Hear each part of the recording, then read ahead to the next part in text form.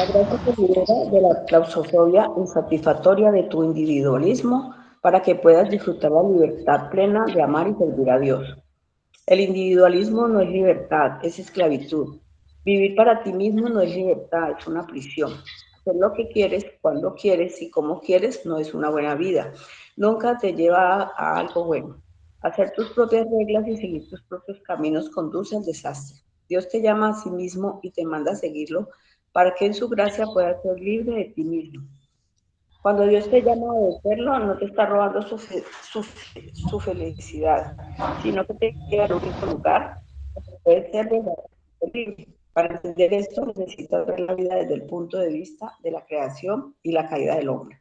Dios, como creador que es, diseñó tu vida para que fuera dependiente. Dios te hizo para que vivieras una vida dependiente y obediente. Tú y yo no tenemos el poder y la sabiduría necesaria para vivir una existencia independiente. Tratar de vivir una vida completamente independiente de Dios es como tratar de conducir un hermoso barco por una autopista. El barco es una creación maravillosa, cargada con diseños y detalles asombrosos, pero no fue construido para deslizarse por una superficie de concreto. Si intentas hacerlo, arruinarás el barco y saldrás diseñados para ser independientes. También complicó las cosas. La caída nos hizo a todos un peligro para nosotros mismos. A causa del pecado nosotros pensamos cosas malas, deseamos cosas malas, somos atraídos a cosas malas y escogemos cosas malas. Somos ciegos a muchas de esas cosas que suceden dentro de nosotros. Por eso no solo necesitamos la presencia y la sabiduría de Dios para que nos guíe y protege, sino que también necesitamos que su gracia nos rescate. La doctrina de la creación y la caída nos lleva a concluir que vivir para nosotros mismos, esforzarnos por ser independientes y gobernar nuestros pequeños mundos nunca funcionará. La vida solo la hallamos cuando nos colocamos en las manos de nuestro Creador y nos sumergimos en su maravillosa gracia. Si somos honestos en cuanto a que cómo fuimos creados y cómo el pecado nos ha arruinado, podremos dejar de confiar en nuestras fuerzas y correr hacia la cruz de Jesucristo. En verdad es cierto que el individualismo es un delirio, que la sumisión gozosa es la buena vida y que solo Jesús es capaz de llevarte del primer estado al segundo. Si encuentras más gozo en servir a Dios que a ti mismo, puedes estar seguro de que la gracia ha llegado a tu puerta, ya que solo la gracia tiene el poder suficiente para rescatarte de ti mismo. Para profundizar y ser alentado, Juan 8, del 31 al 38. Amén. Amén. Muy buenos días a todos. Hoy, como nos presenta el autor, vamos a hablar del individualismo. Existe una frase célebre que se le atribuye a Bob Marley y menciona que hay gente tan pobre que lo único que tiene es dinero. Yo le añadiría que hay gente tan pobre, pero tan pobre que solo vive para sí misma.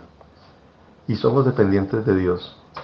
Si buscamos en la historia sobre el individualismo filosófico, nos llevaría hasta las escuelas cínicas del siglo IV a.C., pasando por el siglo V hasta el siglo XV después de Cristo, con la amplia influencia del cristianismo y la salvación individual, pasando por el filósofo John Locke en el siglo XVII, con el derecho universal e inalienable.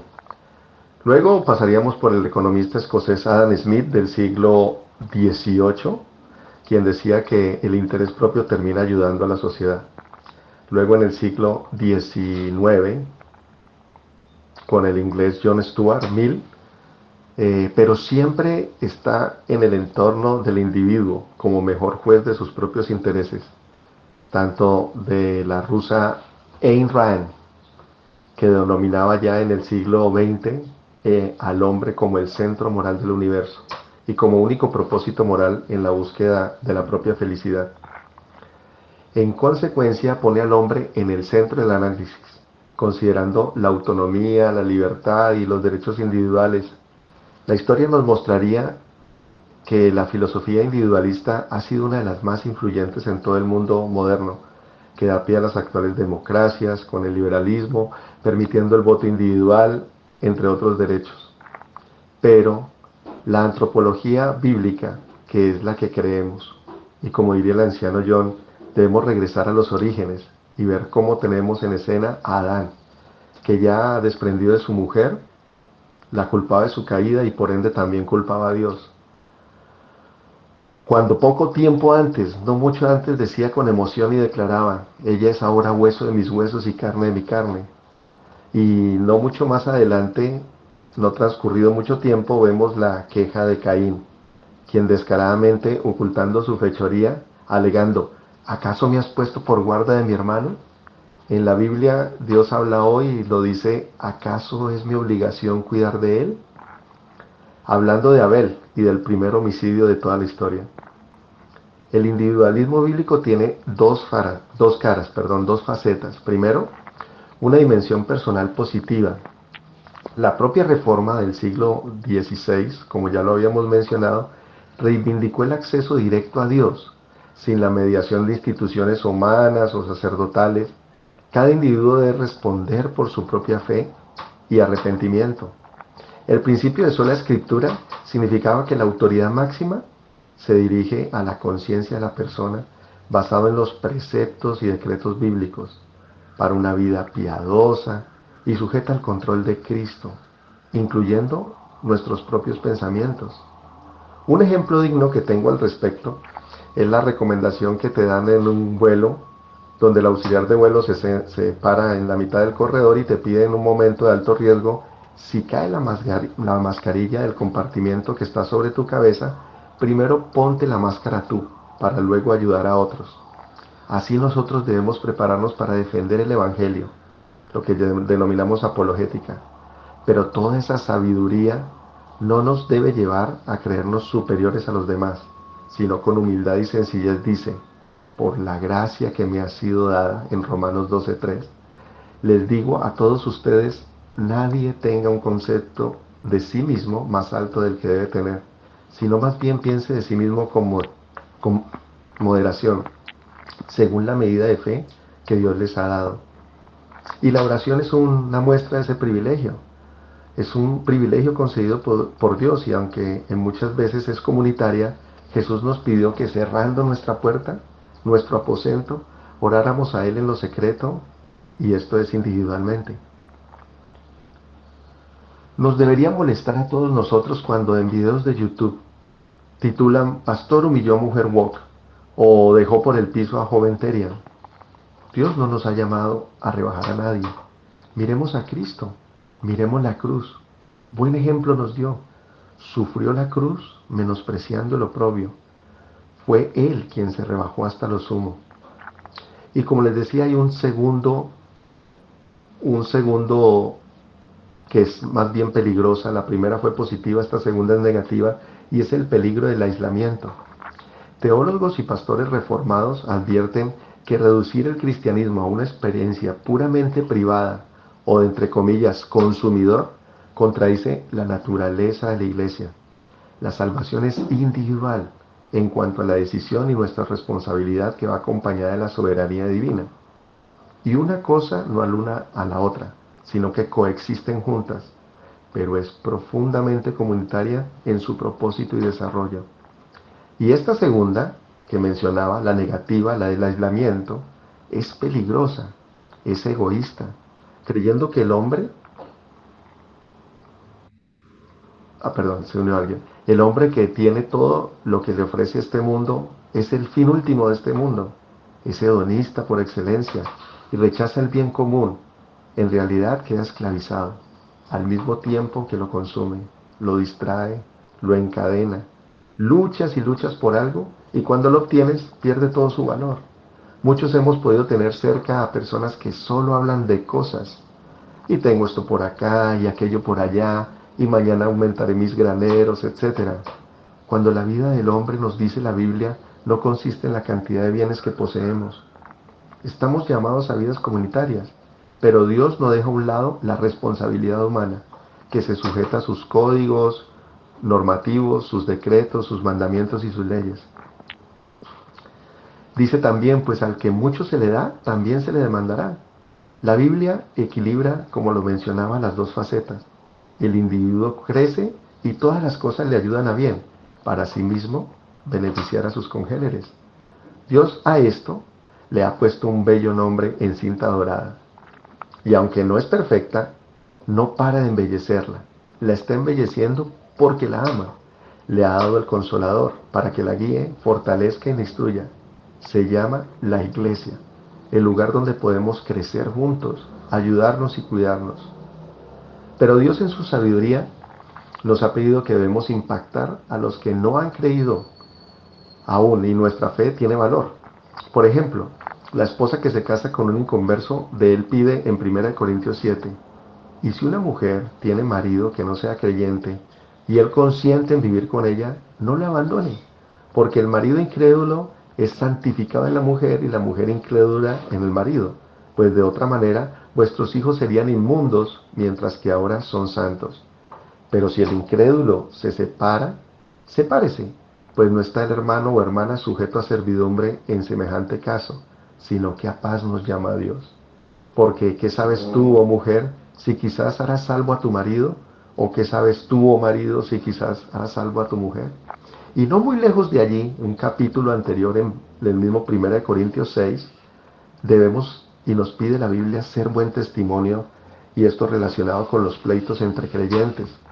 Dice desde el 5, para avergonzarnos lo digo, pues que no hay entre vosotros sabio ni aun uno que pueda juzgar entre sus hermanos, sino que el hermano con el hermano pleita en juicio, y esto ante los incrédulos.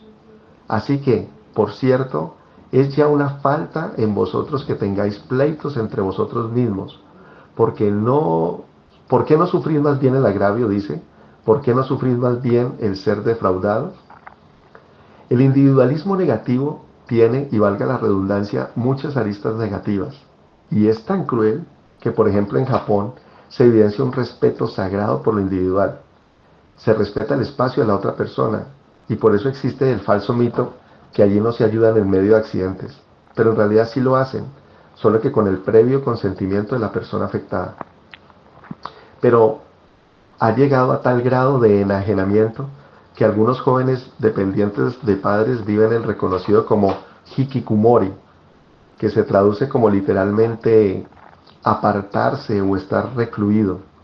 Es un aislamiento social severo, donde se encierran en su cuarto, ese espacio de 3 metros por 3 metros, por meses, incluso años, y esto no es solo actividades que hacen jóvenes, ya incluso adultos en Japón sufren este trauma, en ocasiones sentados en sus videojuegos o en mundos virtuales o con temor a enfrentar los retos sociales. El pastor Tripp en su mensaje nos hablaba de infructuoso como un barco que pasa por una autopista. Buscamos los tesoros en los lugares equivocados. Hoy se realizan expediciones, y valga el adjetivo, titánicas, en el océano para buscar tesoros en el fondo del mar.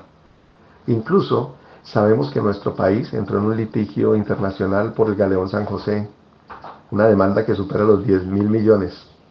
Y aunque regularmente los hallazgos representan valiosos tesoros, estas expediciones la mayoría de las veces son infructuosas por tan solo un motivo, porque buscan el lugar equivocado. En Lucas 15, 8 al 10, en la parábola de la moneda perdida, leemos: ¿O qué mujer tiene 10 dracmas y se pierde un dracma? ¿No enciende la lámpara y barre la casa y busca con diligencia hasta encontrarla? Y cuando la encuentra, reúne a sus amigas y vecinas diciendo: gozaos conmigo porque he encontrado el dracma que se había perdido. Así os digo que hay gozo delante de los ángeles de Dios por un pecador que se arrepiente. Respecto a este pasaje, existe una falsa creencia que no tiene soporte histórico, que menciono la pérdida de la moneda. Decían que se hacía por parte de un ornamento matrimonial compuesto por 10 monedas unidas como un tocado que se colocaba en la frente de la novia en su matrimonio y representaba la dote pagada por su marido, y por lo que ella, al perderlo, demostraba no solo una falta de cuidado, sino falta de respeto por su marido, por lo que podría incluso ser despreciada y recibir carta de repudio. Pero esta historia no es falsa, no obedece a lo que la Biblia enseña e históricamente no tiene soporte. Y aunque nos suene muy interesante y atractivo, no había tal costumbre entre los judíos del tiempo de Cristo. Esto es más bien una costumbre árabe después del 600 después de Cristo. Más bien para darle valor a ese tesoro sin tener que hacer una eisegesis o una interpretación meramente personal, lo mejor sería considerar que si perdieras a tu hijo, si tienes hijos, en un lugar concurrido, ¿cuál sería tu estado? ¿Te preocuparías? ¿Y qué tal si fuera un impotente niño de 2 o 3 años? ¿O solo porque confías en que le diste una buena educación sería suficiente? ¿Cuál sería tu actitud cuando le encontraras? ¿No estarías colmado o colmada de alegría? Mayor es el gozo entre los ángeles al ver un pecador arrepentido. Pero recordemos que esto es individual. Nadie puede arrepentirse por mí, ni nadie puede decir, este hombre se arrepintió. Pero ¿qué ofrece este mundo que tenga trascendencia?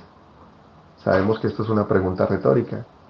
Cualquier cosa que compremos, por valiosa que sea, se deteriorará, se perderá, se destruirá, pasará de moda, y otra vendrá después de esta. Obsolescencia continua, destrucción continua. El libro de Eclesiastés nos aterriza esta realidad sin sentido. Salomón, el hombre que tuvo todos los privilegios y que no se negó a nada ni a ninguno de ellos, llegó a su sensatez e incluso siendo cruel en medio de este libro. Les invito a que lo lean, de verdad que muestra la realidad del vacío de este mundo. El Salmo 73:25 también menciona, ¿a quién tengo yo en los cielos sino a ti? Y fuera de ti, nada deseo en la tierra. Ahora hablemos de una sumisión gozosa versus la autocomplacencia. Este individualismo contemporáneo, que está centrado en la autonomía personal, erosiona la vida de la iglesia, donde buscamos iglesias solo para satisfacer nuestras preferencias personales, en lugar de servir al cuerpo de Cristo. En su desaforado consumismo espiritual, asistimos para ser catadores de prédicas. Esta me gusta, esta no, esta es lenta, esta le falta color, a esta le falta sabor. Aquí es donde podemos saltar el libro del orden con nuestras ideas geniales contemporáneas que mejorarían la asistencia o cambiarían una alabanza retrógrada que no es, como dicen los jóvenes, de pronto aesthetic o atractiva para nuestras generaciones, o traer cuestiones del mundo con indiscutible y evidente efectividad. ¿Para quién? Pues para el mundo. Pero así también el mundo pasa y sus deseos, sin percatarnos que no es una reunión para nosotros. Toda la reunión está diseñada de principio a fin para el Señor y bajo sus términos y directrices. El pastor Tripp pide profundizar en un capítulo de la Biblia en Juan 8:31-38. Dice, la verdad os hará libres. Dijo entonces Jesús a los judíos que habían creído en él, si vosotros permaneciereis en mí, seréis verdaderamente mis discípulos, y conoceréis la verdad, y la verdad os hará libres. Le respondieron, linaje de Abraham somos, y jamás hemos sido esclavos de nadie. ¿Cómo dices tú seréis libres? Jesús le respondió, de cierto os digo, que todo aquel que ha pecado, esclavo es del pecado. Y el esclavo no queda en la casa para siempre, el Hijo sí queda para siempre. Así pues, si el Hijo os libertare, seréis verdaderamente libres. Sé que sois descendientes de Abraham, pero procuráis matarme, porque mis palabras no hayan cabida en vosotros. Yo hablo lo que he visto acerca del Padre, y vosotros hacéis lo que habéis oído acerca de vuestro Padre. Aquí vemos que el engaño que hemos recibido de este individualismo es creer que en este mundo recibiremos todo cuanto queremos, realizando todos nuestros sueños y cumpliendo todos nuestros anhelos. En palabras de Paul Washer, que espero compartirles de pronto Dios quiera más tarde en el mismo grupo, cito, ¿cómo envió el Padre al Hijo? Le envió a morir y a sufrir. Cristo nos ha llamado a hacer lo mismo. Este no es nuestro hogar. Tenemos solamente algunos años y nosotros debemos vivir como hombres entregados a Cristo, dispuestos a sufrir y a morir por Él. Tenemos que aprender a negarnos a las cosas de este mundo. No es escuchar mucho de eso del día de hoy, especialmente en los Estados Unidos. Negarnos y tomar nuestra cruz. Continúa el pastor Washer explicando. Robert Murray McKinney murió cuando tenía como 26 años. Él dijo, el Señor me ha dado un caballo y un mensaje. Yo he matado al caballo. Yo entiendo, dice Washer, pero mi única pena es que no le he dado más. Tu carne siempre va a decir, por favor, no debes ser tan duro, no debes trabajar tanto, debes descansar. No es predicar este mensaje nuevo porque todos te odien. No debes predicar esta parte del mundo, esta es parte de una selva, porque quizás no vas a volver. Tú tienes hijos, tú tienes esposa, tienes que tener cuidado. La carne siempre está hablando así. Y concluye Paul, y aunque la Biblia nos da mandamientos respecto a nuestras esposas y nuestros hijos, y debemos guardar estos mandamientos, a la vez debemos tener cuidado. Yo veo muchos hombres el día de hoy que son flojos, muchos hombres que piensan demasiado en sí mismos, su reputación, su estilo de vida. No debemos ser así. El Padre mandó al Hijo para que sufriera y muriera. Nosotros no debiéramos esperar algo mejor. Fin de la cita. Me siento incómodo cuando puedo excluir palabras de la Biblia como cuando un médico diagnostica equivocadamente una gripe por un problema peor, evitando evaluar una enfermedad más severa, dejando de lado gran parte del diagnóstico y evitarlo tratarlo a tiempo también. Algo peor, y digo frente a la palabra, es que decimos esta sí y esta no, esta palabra es para mí y esta no, esta es para mi vecino, cuando toda la palabra es inspirada por Dios. Y debo aceptar lo que dice. Por ejemplo, lo que dice Proverbios 3:27 al 28. No te niegues a hacer el bien a quien lo necesite, si está en tus manos hacerlo. No le digas a tu prójimo, vuelve mañana que hoy te ayudaré, si tienes algo con que ayudarlo. Gálatas 6:2 dice, ayúdense unos a otros a llevar sus cargas, así cumplirán la ley de Cristo. Y en el versículo 10 del mismo Gálatas 6 dice, por lo tanto, siempre que tengan la oportunidad, hagamos bien a todos y en especial a los de la familia de la fe. Hebreos 13:16 nos dice, no se olviden de hacer el bien y de compartir con otros, porque estos sacrificios agradan a Dios. Incluso Jesús nos pidió dar la milla extra. Y hay muchos más textos al respecto que no podemos pasar por alto, pues algunos no son propuestas, son más bien mandamientos. También la Biblia nos dice, porque el que quiera salvar su vida, la perderá, pero el que pierda su vida, por causa de mí, la hallará. En Mateo 16:25 nos dice que el perro, lo anterior lo decía en Mateo 16:25. La Biblia también nos dice que el perro vuelve a su vómito, como el cerdo al lodazal. Y decimos, Dios ha hecho de mí un nuevo cuerpo, una nueva criatura, ya no vivo yo, mas Cristo vive en mí. Pero ¿cuánto tiempo pasará después de que acabemos este devocional y tu cuerpo o tu mente vuelvan a considerar el pecado? Lucha, por favor. Lucha con Cristo de la mano. Él conoce tus necesidades, tus problemas. Te aclaro, Él conoce mejor que el diablo tus debilidades. Tú eres poderoso, pero con Cristo, solo no eres nada. En nuestra iglesia hemos concluido un segmento de prédicas para evaluar las características de un anciano, obispo, pastor. Y es bastante demandante, porque en resumen, además de ser instruido en la palabra, considera negarse a sí mismo y vivir para los demás. Y eso lo admiro de ustedes, pastores, de verdad. A veces dedicamos el fin de semana a Dios y el resto de semana Jesús no está por ningún lado de nuestras vidas. Tú crees verlo, incluso no soltarlo, pero la gente que te rodea y observa no lo ve por ningún lado. Varias veces he preguntado, y por favor considera esto, si pudieras quitar algo del mundo para que este mundo fuera mucho mejor, ¿qué sería? Por favor piensa por un momento, ¿tú qué quitarías de este mundo para que fuera mejor? ¿Qué consideras? Y he recibido múltiples respuestas, entre ellas la corrupción, también me han dicho la falta de amor, y pensé que tenía una respuesta para ello más eficaz, y le respondía, el pecado. Sí, pensaba en el pecado, pero estaba equivocado. Podríamos quitar el pecado de este mundo, y muchas cosas se resolverían. ¿Al quitar el pecado de este mundo? Seguro que sí, pero sin duda nada somos. Si Dios está por fuera de esta ecuación, de cada ser humano, ¿qué sería de nosotros? Él es nuestro proveedor, que nos sostiene. Él sostiene incluso las estrellas en su lugar, conoce su número y las llama por su nombre. Y todo lo hizo esas estrellas, todas esas constelaciones, el universo entero, lo hizo en el primer cuarto día. Él es quien nos provee todo, plantas y aves, mamíferos y bestias, del más grande al más chico. Él controla el ciclo del agua, el aire que respiramos, el sol que nos calienta, por el que últimamente nos quejamos tanto, el alimento, el techo, tu vista, tu tacto, incluyendo su amor, que no es como el nuestro, salpicado de envidias y conveniencias. Somos dependientes y solos no podríamos. Y qué bueno es que lo seamos de un Padre tan bueno.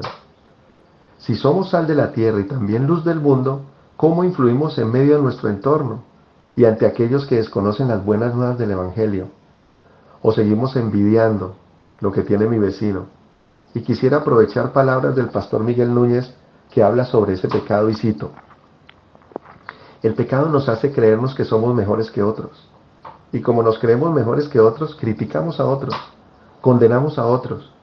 Cómo habla, cómo vive, cómo viste, cómo predica, cómo enseña, porque nosotros sabemos mejor. El pecado nos hace creer que lo que hacemos, ¿sabes qué? No es tan malo porque yo no estoy dañando a nadie. ¿En serio? El pecado te engaña otra vez, porque la primer víctima de mi pecado soy yo.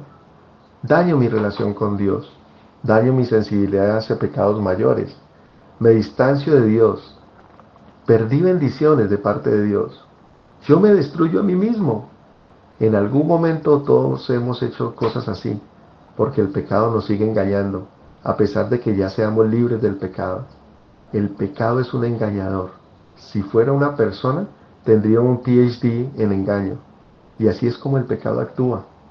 Fin de la cita. Aparece necesariamente la parábola del fariseo y del publicano, que por cuestión de tiempo les invito a que lean, pero de verdad que me llega al corazón en Lucas 18 de 9 en adelante, esta parábola sobre dos hombres que oran a Dios individualmente. Somos esclavos, hemos sido diseñados como seres dependientes, o bien somos esclavos del pecado, o somos de Dios mismo. Romanos 6 habla de esta esclavitud. Sé que es un texto amplio, pero veo necesario que lo meditemos, por favor. Desde el versículo 15, siervos de la justicia dice: ¿qué pues? ¿Pecaremos porque no estamos bajo la ley, sino bajo la gracia? En ninguna manera. Y pon atención a lo que dice el versículo 16. ¿No sabéis que si os sometéis a alguien como esclavos para obedecerle, sois esclavos de aquel a quien obedecéis? Sea del pecado para muerte, o sea de la obediencia para justicia. Pero gracias a Dios, que aunque erais esclavos del pecado, habéis obedecido de corazón aquella forma de doctrina a la cual fuisteis entregados. Atención, y librados del pecado viniste a ser siervos de la justicia. Hablo como humano, por vuestra humana debilidad, que así como para iniquidad presentasteis vuestros miembros para servir a la inmundicia y a la iniquidad, así ahora para satisfacción presentad vuestros miembros para servir a la justicia. Porque cuando erais esclavos del pecado, erais libre acerca de la justicia. Pero ¿qué fruto teníais de aquellas cosas de las cuales ahora os avergonzáis? Porque el fin de ellas es muerte. Mas ahora que habéis sido libertados del pecado y hechos siervos de Dios, tenéis por vuestro fruto la santificación y como fin la vida eterna. Porque la paga del pecado es muerte, mas la dádiva de Dios es vida eterna en Cristo Jesús, Señor nuestro. Pero nuestro sometimiento al Padre, que viene de la palabra doulos, que significa siervo o esclavo, denota una entrega voluntaria a un amo justo y amoroso. Podemos añadir 1 Corintios 7, 22 al 24, que nos dice: porque el que en el Señor fue llamado siendo esclavo, liberto es del Señor. Asimismo, el que fue llamado siendo libre, esclavo es de Cristo. Por precio fuisteis comprados, no os hagáis esclavos de los hombres. Cada uno, hermanos, en el estado en que fue llamado, así permanezca para con Dios. Y concluyendo, no podemos olvidar que tanto Pablo como Santiago y Pedro En sus salutaciones se denominaba orgullosamente esclavo de Dios. Así el engaño del pecado nos dice, Dios no puede ser tan bueno. Paul David Tripp nos invita en este devocional a la sumisión gozosa y a la única forma de vacunarnos contra el individualismo, negativo obviamente, es retornar a la palabra diariamente y depender de ella obrando en consecuencia. Ver cómo Jesús asumió un rol sacrificial nos demanda bajarnos de nuestro pedestal e imitarle, dejando al yo, segundo yo y tercero yo a un lado. El Padre Nuestro, oración que nos enseñó y que vimos un pedacito ahora, habla de responsabilidad vertical inicialmente, pero también horizontal, que va más allá de nuestro carácter, llevándonos como el buen samaritano a ayudar incluso a nuestros enemigos. Así Jesús nos amó, aun cuando le despreciábamos. Muchas gracias e invito al pastor Jesús a que nos concluya en oración. Amén, mi hermanito César. Padre,